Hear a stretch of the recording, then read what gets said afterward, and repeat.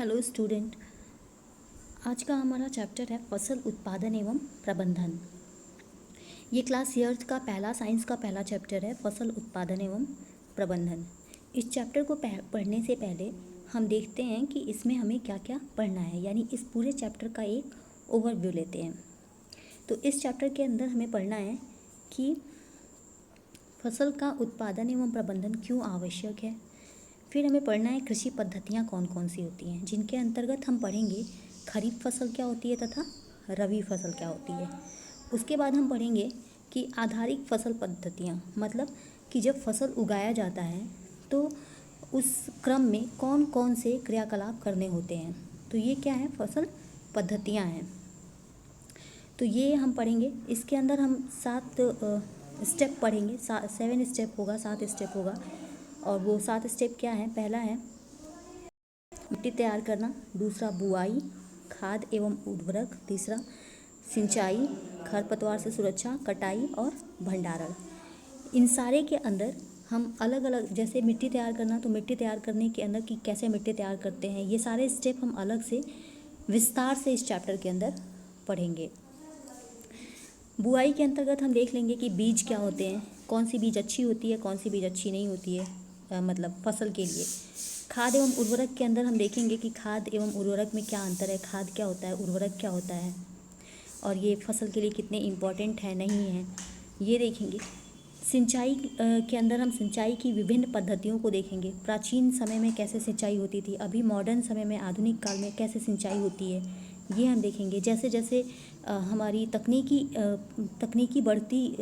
का विस्तार होता गया, वैसे वैसे सिंचाई की अधिक अच्छी प्रणाली विकसित होती गई। ये सारी चीज़ें हम देखेंगे। फिर हम देखेंगे खरपतवार से सुरक्षा। तो इस क्रम में हम देखेंगे कि खरपतवार क्या होता है, खरपतवार से सुरक्षा कैसे करते हैं। इसमें हम अलग अलग टॉपिक देखेंगे, जैसे निराई क्या होती है, फिर कीटनाशक क्या होते हैं, ये सारी चीज़ें। फिर हम देखेंगे कटाई।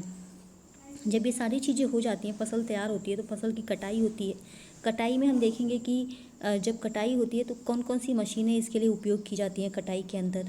और फिर हम देखेंगे कि कटाई के समय कौन कौन से पर्व मनाए जाते हैं हमारे भारत में। तो हमारे भारत में कटाई के लिए विभिन्न पर्व मनाए जाते हैं। जब फसल तैयार हो जाती है तो उसे काटने के समय बहुत अलग अलग क्षेत्रों में अलग अलग तरह के त्यौहार मनाए जाते हैं। फिर हम देखेंगे कि भंडारण, जब फसल कट जाती है तो उसका भंडारण कैसे होता है। तो देखिए हमने क्या क्या देख लिया कि मिट्टी कैसे तैयार होती है, फिर बुआई कैसे होती है, खाद एवं उर्वरक का प्रयोग कितना करना चाहिए, कैसे करना चाहिए, कौन सा उर्वरक अच्छा होता है, कौन सा नहीं, कौन सा आवश्यक उर्वरक होता है, कौन सा नहीं, सिंचाई पद्धति क्या है, खरपतवार क्या है, कटाई होती है। फिर उसके बाद से फसलों का भंडारण, मतलब जो भी अनाज उगता है उसका भंडारण कहाँ होता है, तो भंडारण क्यों आवश्यक है, ये सारी चीज़ें हम देखेंगे। और इसी क्रम में एक छोटा सा टॉपिक हमारा आएगा पशुपालन। तो ये पूरा चैप्टर का ओवरव्यू, इस चैप्टर के अंदर आपको यही पढ़ना है, इसी से रिलेटेड सारी चीज़ें पढ़नी है।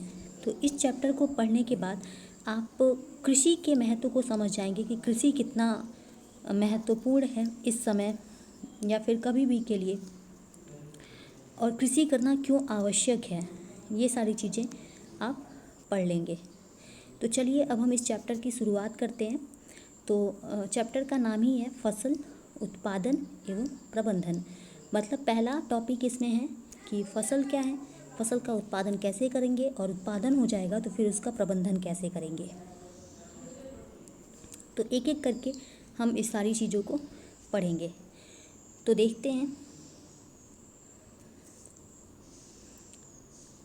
एनसीईआरटी की बुक जब आप पढ़ते हैं दोस्तों, तो आप उसमें पहेली और बूझों को बहुत देखते हैं। पहेली कुछ पूछती है, बूझो उसका आंसर करता है, या फिर बूझो कुछ पूछता है तो पहेली उसका आंसर करती है। तो ये सारी चीज़ें आपके अंदर क्या, आपके दिमाग में एक क्वेश्चन मार्क खड़ा करती हैं और फिर उसका आंसर खोजने के लिए आपको उत्सुक करती हैं कि आप उसका आंसर खोजिए। तो इसमें भी हम देखते हैं कि पहेली और बूझो क्या होते हैं, अपने चाचा के घर जाते हैं और चाचा उनके एक किसान हैं, और उन्होंने खेत में कुछ औजार देखे। तो उनके दिमाग में क्या आया कि मैं जानना चाहता हूँ कि हम इन औजारों का उपयोग कहाँ और कैसे करते हैं। कुछ औजार देखता है तो वो जानना चाहता है कि इन औजारों का उपयोग कहाँ और कैसे करते हैं। तो आपको पता है कि सभी सजीव जो होते हैं वो उनको भोजन की आवश्यकता होती है। जितने भी सजीव हैं, पेड़ पौधे, जीव जंतु, मनुष्य, इन सब को भोजन की आवश्यकता होती है। पेड़ पौधे अपना भोजन स्वयं बना लेते हैं। आपको पता है सूर्य के प्रकाश की उपस्थिति में पौधे प्रकाश संश्लेषण की प्रक्रिया द्वारा अपना भोजन बनाते हैं। और जो मनुष्य होते हैं और जो जंतु होते हैं वो अपने भोजन के लिए जानवरों तथा पौधों पे आश्रित होते हैं। कुछ मनुष्य क्या होते हैं, मांसाहारी होते हैं, कुछ शाकाहारी होते हैं, ठीक है, कुछ सर्वाहारी होते हैं, सारी चीज़ें खाते हैं। तो ये क्या करते हैं, ये क्या स्वयं अपना भोजन नहीं बनाते हैं, बल्कि भोजन के लिए पौधे तथा जंतुओं पे आश्रित होते हैं।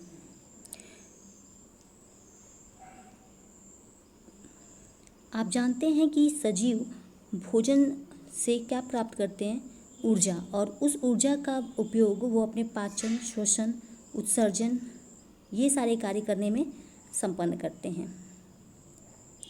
हम अपना भोजन पौधे तथा जंतुएं दोनों से प्राप्त करते हैं, क्योंकि हम क्या हैं, सर्वाहारी हैं। कुछ लोग शाकाहारी हैं और कुछ लोग मांसाहारी हैं, और कुछ लोग दोनों शाकाहार का भी सेवन करते हैं और मांसाहार का भी सेवन करते हैं। अब देखिए, क्योंकि हम सभी को, जंतुओं को तथा मनुष्यों को भोजन की आवश्यकता है, और भोजन क्या है, हमारी प्राथमिक आवश्यकता है। मतलब अगर हमारी प्राथमिक आवश्यकताओं को देखा जाए तो हमें क्या चाहिए, रोटी चाहिए, कपड़ा चाहिए और मकान चाहिए, पीने के लिए पानी चाहिए और खाना चाहिए, हवा चाहिए, ठीक है, ये सारी चीज़ें हमें चाहिए। तो ये हमारी प्राथमिक आवश्यकता है, भोजन। और आपको पता है कि भारत एक बहुत विशाल देश है, इसकी जनसंख्या भी बहुत अधिक है, और कृषि कार्य सभी नहीं करते हैं। कुछ लोग इसमें कृषि कार्य में संलग्न हैं, कुछ लोग इसमें अपना बिजनेस करते हैं, कुछ लोग मतलब सब लोग अलग अलग तरीके से अपना आय उपार्जन करते हैं। मतलब आय की प्राप्ति उनको अलग अलग तरीके से होती है। तो इस एक विशाल जनसंख्या को भोजन प्रदान करने के लिए कृषि बहुत ही आवश्यक है, और उसका उत्पादन, इसका नियमित उत्पादन, उचित प्रबंधन एवं वितरण आवश्यक है। मतलब कृषि एक विशाल, हमारी जनसंख्या बहुत बड़ी है, तो इस विशाल जनसंख्या के भोजन के लिए कृषि का नियमित उत्पादन, उचित प्रबंधन एवं वितरण आवश्यक है। मतलब उत्पादन के साथ नियमित तौर पे उत्पादन होते रहे, मतलब लगातार उत्पादन होता रहे, उचित प्रबंधन, उसका प्रबंधन होता रहे कि जब उत्पादन हो रहा है तो उसका भंडारण कैसे हो उसका, और फिर उसका वितरण मतलब हर जगह फैलाव, हर जगह, हर स्टेट में उसको फैला दिया जाए, पहुंचा दिया जाए, जिससे कि वो सबको सुलभ हो सके। तो ये सारी चीज़ें आवश्यक है एक बड़ी जनसंख्या का पेट भरने के लिए। तो कृषि बहुत ही आवश्यक है। क्यों आवश्यक है? क्योंकि हमारे भारत की जनसंख्या बहुत बड़ी है, और पूरी जनसंख्या के पालन के लिए, पेट भरने के लिए हमें कृषि की आवश्यकता है। और इस कृषि को क्योंकि कृषि की आवश्यकता सबके लिए है, इसलिए इसका नियमित उत्पादन, उचित प्रबंधन एवं वितरण आवश्यक है। मतलब लगातार इसका उत्पादन होते रहना चाहिए, उचित प्रबंधन होना चाहिए, मतलब कि इसका स्टोरेज अच्छे से होना चाहिए, और उसके बाद से इसका वितरण भी अच्छे तरीके से होना चाहिए, जिसके पास नहीं है उस तक भी ये पहुंचना चाहिए। तो हमने देख लिया कि कृषि फसल का उत्पादन, मतलब कृषि क्यों आवश्यक है। अब हम देखेंगे कि कृषि पद्धति क्या होती है, कृषि पद्धतियाँ क्या होती हैं। तो सबसे पहले हम देखते हैं कि लगभग 10,000 ईसा पूर्व मनुष्य क्या थे, घुमंतु थे। वो एक जगह नहीं रहते थे, जबकि हर जगह घूम के अपना भोजन या फिर हर चीज़ें ग्रहण करते थे। वो एक स्थान से दूसरे स्थान तक भोजन एवं आवास की खोज में समूह में विचरण करते रहते थे। वे कच्चे फल और सब्जियां खाते थे, और उन्होंने भोजन के लिए जंतुओं का शिकार करना प्रारंभ किया। कालांतर में खेती कर फिर उन्होंने क्या किया, जब देखिए पहले मनुष्य क्या करता था, घूमता था तो कहीं भी फल फूल सब्जियां जो भी उसको मिलता था खा लेता था, पेट भरता था। फिर उसको जब आवश्यकता महसूस होने लगी तो क्या किया उसने, छोटे पैमाने पे कुछ कृषि की। फिर उसके बाद से वो उसी कृषि को, जब उसे लगा कि इससे बहुत फ़ायदा हो रहा है, तो उसी कृषि को उसने बड़े पैमाने पे की, और धीरे धीरे विकास के क्रम में अब हम देखिए बहुत बड़े पैमाने पे कृषि करते हैं। तो अब हम देखते हैं कि फसल क्या होती है। जब एक ही किस्म के पौधे को किसी स्थान पर बड़े पैमाने पर उगाया जाता है तो इसे फसल कहते हैं। फसल क्या होती है कि अगर आपको कोई कहता है कि गेहूं की फसल, यानी कि उस खेत में बस गेहूं उगाया गया है, ठीक है, तो ये आप समझ गए कि फसल क्या होती है। आप देखिए, हम जानते हैं कि फसलें विभिन्न प्रकार की होती हैं। फसलें क्या होती हैं, कई प्रकार की होती हैं, जैसे कि अनाज फसल, सब्जियां, फल, ये सब क्या है, फसल के अंतर्गत ही आता है। अनाज फसलों का उत्पादन किया जाता है, सब्जियों का उत्पादन किया जाता है, फलों का भी उत्पादन किया जाता है, ठीक है। और उसके बाद से हम भारत के परिप्रेक्ष्य में इन सारी चीज़ों को पढ़ेंगे। तो भारत के बारे में आपको पता है कि भारत क्या है, एक विशाल देश है, बहुत ही बड़ा। और उसमें आपको पता है कि भारत में तापमान, आर्द्रता और वर्षा, ये क्या है, हर जगह एक समान नहीं है। कहीं पे ज़्यादा तापमान पड़ता है, कहीं पे ज़्यादा वर्षा होती है। तो भारत की जलवायु परिस्थितियाँ जो होती हैं प्रत्येक क्षेत्र के लिए अलग हैं। यानी एक क्षेत्र से दूसरे क्षेत्र में आप जाएंगे तो अलग अलग आपको जलवायु परिस्थितियाँ देखने को मिलेंगी। जैसे मान लीजिए भारत में आप चले जाते हैं जम्मू कश्मीर, तो वो थोड़ा सा ठंडा प्रदेश है, ठीक है। वहाँ आपको थोड़ी ठंडे जलवायु का एहसास होगा। और आप चले जाते हैं केरल, या फिर आप साउथ में कहीं भी चले जाते हैं तो वहाँ आपको हमेशा गर्मी का एहसास होगा। वो गर्म प्रदेश है, वहाँ के लोग भी, वहाँ की जलवायु परिस्थितियाँ अलग हैं और कश्मीर की जलवायु परिस्थितियाँ अलग हैं। तो ये सारे भारत के ही पार्ट हैं, लेकिन इनकी जलवायु परिस्थितियाँ क्या हैं, अलग अलग हैं। तो उस हिसाब से ताप, आर्द्रता, वर्षा, क्योंकि हर चीज़ की परिस्थितियाँ अलग हैं, तो कृषि की भी क्या होगी, फसल की भी पद्धति, फसल का भी चयन ये लोग अपने जलवायु परिस्थिति के हिसाब से करते होंगे कि इस जलवायु में कैसी फसल उगाएं, इस जलवायु में कैसी फसल उपयुक्त होगी। तो हमने देख लिया कृषि पद्धति के अंतर्गत कि 10,000 ईसा पूर्व मनुष्य जब घुमंतु थे तो वो कैसे अपना भोजन बनाते थे अपना, और उसके बाद से उन्होंने धीरे धीरे कैसे कैसे कृषि का विकास किया। फिर हमने देखा कि फसल क्या होता है, फिर हमने देखा कि फसल के प्रकार, कितने प्रकार की फसलें उगाई जाती हैं, तो अनाज फसल, सब्जियां, फल, ये सारी चीज़ें। फिर हमने देखा कि भारत एक विशाल देश है जहाँ पे तापमान, आर्द्रता तथा वर्षा, ये सब क्या हैं, ये सब अलग अलग क्षेत्र के लिए अलग अलग हैं।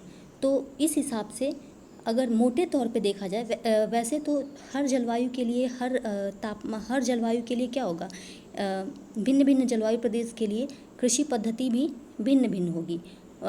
फसलों का भी चयन भिन्न भिन्न तरीके से किया जाता होगा। जैसे मान लीजिए कि कोई फसल, जैसे राजस्थान में, वहाँ वर्षा कम होती है, तो जब राजस्थान में वर्षा कम होगी तो हम ऐसी फसलों को उगाएंगे जिनको पानी की कम आवश्यकता होगी।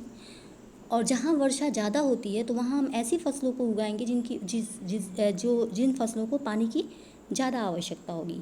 तो मोटे तौर पे अगर हम देखेंगे इसके अंदर, तो हम देखेंगे कि इतनी सारी विविधता के बावजूद, विविधता मतलब कि बहुत सारी वैरायटी, जलवायु में विविधता, अलग अलग जलवायु हमारे देश में पाई जाती है, तो जलवायु में विविधता है, इसी वजह से क्या है, फसलों में भी विविधता है। तो इतनी विविधता के बावजूद अगर हम मोटे तौर पर देखें तो फसलों को 2 वर्गों में बांटा जा सकता है। कौन कौन सी फसलें हैं वो, पहला है खरीफ फसल और दूसरा है रबी फसल।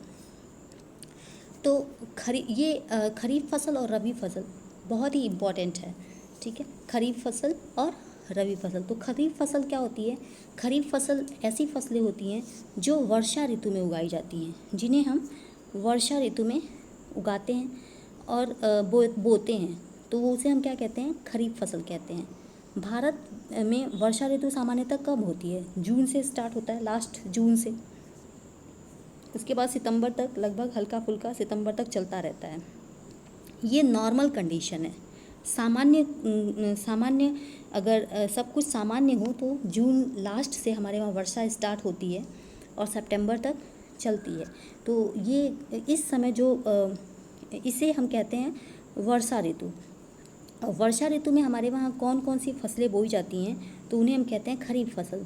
तो ये कौन कौन सी फसलें हैं, तो ये याद रखिएगा। उदाहरण, पहला है धान, फिर मक्का, सोयाबीन, मूंगफली, कपास इत्यादि, ये सारी क्या हैं, खरीफ फसलें हैं। यानी कि धान, मक्का, मूंगफली, सोयाबीन, कपास, ये सब खरीफ फसलें हैं और ये वर्षा ऋतु की फसलें हैं। और हमारे यहाँ वर्षा ऋतु कब होती है? जून से लेके सितंबर तक। ठीक है, तो पहली फसल पद्धति हमने देखा कि कौन सी है कि खरीफ फसल। दूसरी है रबी फसल। रबी फसल को हम कहते हैं शीत ऋतु वाली फसल, मतलब ये क्या है, शीत ऋतु में उगाई जाती है। तो इन्हें हम कहते हैं रबी फसलें। जो फसलें शीत ऋतु में उगाई जाती हैं उन्हें हम कहते हैं रबी फसलें। इनका सीजन कब होता है? अक्टूबर से लेके मार्च तक। सितंबर के बाद से अक्टूबर शुरू होता है, अक्टूबर से लेके मार्च तक क्या होता है, रबी फसलों का मौसम चलता है। तो रबी फसलों के अंदर कौन कौन सी फसलें आती हैं? तो उसके अंदर आती हैं गेहूँ, चना, मटर, सरसों तथा अलसी। एक बार और दोहराती हूँ, गेहूँ, चना, मटर, सरसों, अलसी। तो ये देख लिया हमने कि फसल पद्धति। भारत एक विविधता वाला देश है जहाँ पे जलवायु संबंधी विविधता पाई जाती है। उसके बावजूद मोटे तौर पे दो वर्गों में फसल को विभाजित किया गया है। पहला है खरीफ फसल और दूसरा है रबी फसल। खरीफ फसल को हम कहते हैं वर्षा ऋतु वाली फसल और इसके अंतर्गत आता है धान, मक्का, सोयाबीन, गेहूँ नहीं, मूंगफली तथा कपास इत्यादि। और रबी फसल यानी कि शीत ऋतु वाली फसलें जिनको अक्टूबर से मार्च तक उगाया, बोया, काटा सब जाता है, तो उसके अंतर्गत आती हैं गेहूँ, चना, मटर, सरसों तथा अलसी। तो इन सारी फसलों के बाद अब आप देखते होंगे कि कई बार होता है कि कई स्थानों पर दालों तथा सब्जियों को ग्रीष्म ऋतु में, मतलब गर्मी के दिनों में उगाया जाता है। सब्जियों को अब मैक्सिमम आप देखेंगे गर्मियों में एक सब्जी उगाई जाती है, बरसात आने तक सब्जियां चलती रहती हैं। जैसे ये अभी सब्जी उगाने का सीज़न चल रहा है, इसमें बहुत सारी सब्जियां उगाई जा रही हैं। और लॉकडाउन के समय में सब लोग अपने घर में, अगर आप अपने गांव के घर में हैं तो वहाँ तो आराम से आप सब्जियां उगा सकते हैं। और मैक्सिमम लोग अपने गांव के घर में ही हैं और अच्छी खासी सब्जियां उगा रहे हैं इस समय। तो अब हम देखते हैं कि आधारित फसल पद्धतियाँ क्या होती हैं। तो आधारित फसल पद्धति का मतलब ये होता है कि जब कोई कृषक यानी जब कोई किसान खेती करता है तो खेती करने के दौरान वो किन किन पद्धतियों को अपनाता है, मतलब जब वो फसल उगाता है तो उस दौरान उसे क्या क्या करना पड़ता है, तो उसको हम कहते हैं फसल पद्धतियाँ, आधारित फसल पद्धतियाँ। मतलब कौन कौन सी पद्धतियाँ उसको मतलब फसल उगाने के लिए विभिन्न समय में किए गए जो क्रियाकलाप होते हैं वो इसके अंतर्गत आते हैं। मतलब समय के हिसाब से अलग अलग तरह के क्रियाकलाप वो करता है। तो 7 तरह के क्रियाकलाप एक किसान करता है फसल को उगाने के लिए। यानी कि एक किसान क्या करता है, अपनी पूरी मेहनत लगाता है एक फसल तैयार करने में। ठीक है, तो देखते हैं उसके अंदर वो पहले क्या करता है। फर्स्ट स्टेप उसका होता है किसान फसल पद्धतियों में, आधारित फसल पद्धतियों में फर्स्ट स्टेप एक कृषक का क्या होता है कि पहला वो क्या करता है, मिट्टी तैयार करता है। किसी भी फसल का चयन करता है कि उसे कौन सी फसल उगानी है, जलवायु को ध्यान में रख के। अभी हमने देखा कि जलवायु के हिसाब से मोटे तौर पे 2 तरह की फसलें उगाई जाती हैं। तो सबसे पहले वो मिट्टी तैयार करता है। ठीक है, तो मिट्टी तैयार करने की प्रक्रिया को हम बहुत ही विस्तार से इसके अंदर पढ़ेंगे। अभी हम देख लेते हैं कि क्या क्या करता है। तो मिट्टी तैयार करता है, पहला स्टेप। दूसरा स्टेप, मिट्टी तैयार करने के बाद वो बुआई करता है। तो बुआई के अंतर्गत वो क्या करता है, बीज को सेलेक्ट करता है। अच्छे बीजों को ही वो ज़मीन में बोता है, ख़राब बीजों को वो ज़मीन में नहीं बोता है, क्योंकि ख़राब बीजों से क्या होंगे, पौधे नहीं निकलेंगे और अच्छे बीजों से ही पौधे निकलेंगे। और जब वो बुआई कर लेता है तो उसके बाद उसको ज़रूरत पड़ती है खाद तथा उर्वरक की। यानी कि वो उसमें थोड़ा खाद या थोड़ा उर्वरक डालता है जिससे उसके पौधों की वृद्धि बहुत ही अच्छी होती है। तो खाद उर्वरक डालने के बाद चौथे स्टेप में वो अब आता है सिंचाई की बारी आती है। तो वो विभिन्न तरीके से जैसा कि उसके पास अवेलेबिलिटी होती है, मतलब जैसी उसके पास सुविधा होती है उस हिसाब से वो सिंचाई का यूज करता है। सिंचाई भी बहुत ही आवश्यक है एक कृषि के अंदर। उसके बाद से क्या करता है, वो अगले स्टेप में कुछ और समय बीतता है तो फिर वो उसमें कुछ खरपतवार भी इकट्ठा हो जाते हैं। तो खरपतवार से वो क्या करता है, उसकी सुरक्षा करता है, जिसके क्रम में वो क्या करता है, निराई करता है। निराई करने के बाद कीटनाशक का उपयोग भी कई बार खरपतवार के लिए करता है। और जब उसकी फसल बढ़ के तैयार हो जाती है तो उसके बाद वो क्या करता है, कटाई करता है। कटाई के अंतर्गत आप एक और चीज़ देखेंगे कि कटाई के लिए वो कौन कौन से औजार का वो यूज करता है। और आप देखेंगे कि कटाई के समय हमारे भारत में विभिन्न प्रदेशों में क्या करते हैं, विभिन्न विभिन्न अलग अलग त्यौहार मनाए जाते हैं कटाई के समय। उसके बाद जब कटाई हो जाती है तो ये क्या होता है, खुशी का पर्व होता है, क्योंकि किसान की मेहनत उस समय रंग लाती है और फसल तैयार हो जाती है जिसे वो काटता है, और काट के जब वो अपने घर में लाता है तो वो खुशी मनाता है, यानी कि त्यौहार के रूप में अलग अलग तरीके के त्यौहार, अलग अलग क्षेत्रों में अलग अलग तरीके के त्यौहार मनाता है। उसके बाद से हमारा आता है भंडारण। खेती को जब सारी चीज़ें तैयार हो जाती हैं, काट लेता है, तो उसके बाद उसका भंडारण किया जाता है। तो भंडारण कैसे बीजों का किया जाता है ये भी हम देखेंगे कि ऐसे ही क्या करता है, किसान खेती करके अनाज काट के लाता है और तुरंत उसको भंडार गृह में नहीं जमा करता है, एक कुछ सुखाता है या फिर कुछ ऐसा करता है, घरों में भंडारित करता है या फिर भंडार गृह में ले जाके भंडारण करता है। तो ये भी हम देखेंगे तो हम एक एक करके सारी चीज़ें देखेंगे। आज की क्लास में हम इतना ही देखते हैं, आगे की क्लास में हम इसी सारे स्टेप को दो दो करके या तीन तीन करके पढ़ेंगे। तो फ्रेंड्स, अगर आपको ये लेक्चर पसंद आया और आपको समझ में आया है तो आप इस लेक्चर को लाइक कीजिए, अपने फ्रेंड्स के साथ शेयर कीजिए और इस चैनल को सब्सक्राइब कीजिए। और अगर आपको नहीं पसंद आया है तो आप इससे डिसलाइक कीजिए, लेकिन डिसलाइक करने का कारण बताइए। और ये